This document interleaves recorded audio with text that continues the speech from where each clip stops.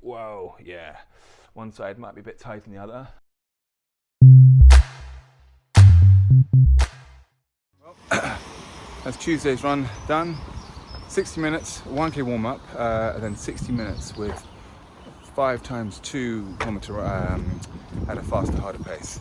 But it was extremely windy, so that made it double tough. I actually took the next percent out today, just for a nice quick poppy ride. It's yeah, they're a good one, these. Quite it's always fun when you put those ones on. I'm a bit late, so I better rush back and deal with everyone.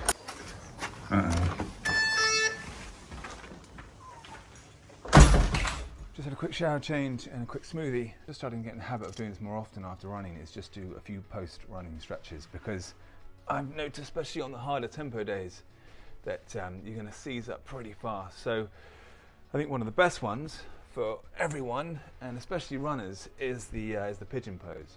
If you're sat down in this position here, say, that's a good one to start with, just to stretch out your quads.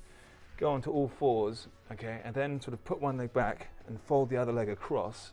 So your back leg is completely straight, and this leg here is sort of coming at an angle down, and then you just sort of lean down into it, and you get a great stretch down your side of the glute medius and the glutes.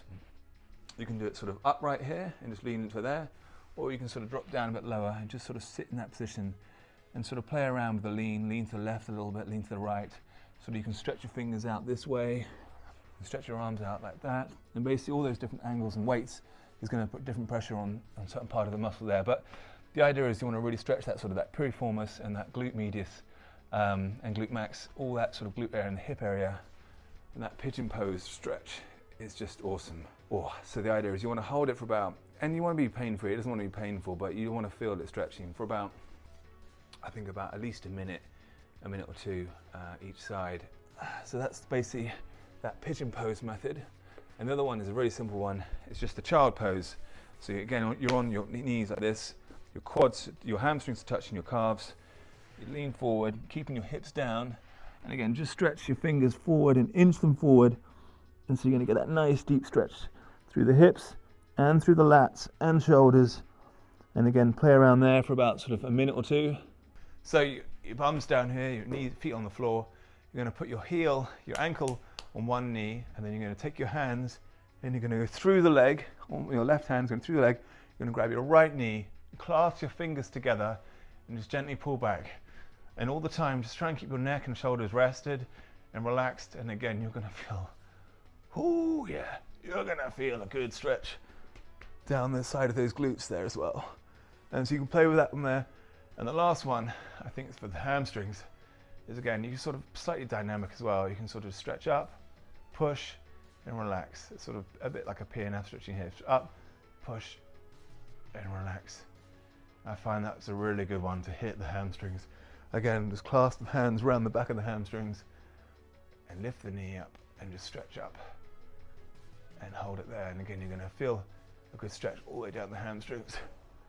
But if I had to take one of those away, just the one, it would be the pigeon pose here, because I find that is where the tightness gets into your hips and your lower back.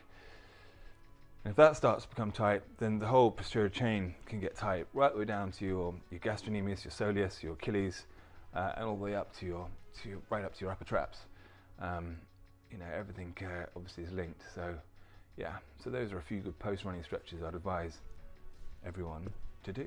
Okay, so another little trick that I like to do is take a sort of like a hard sort of ball. This is a hockey ball here, I think, and basically place it underneath your hamstrings in that sort of seated position, and then flex your knee up and down, and that's going to help open up the fibers in the hamstrings and just sort of help get a really good sort of deeper release within the muscle.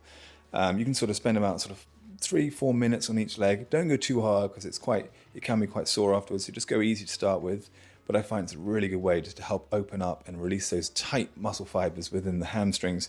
And then you can just sort of crisscross, do a sort of a lateral movement as well.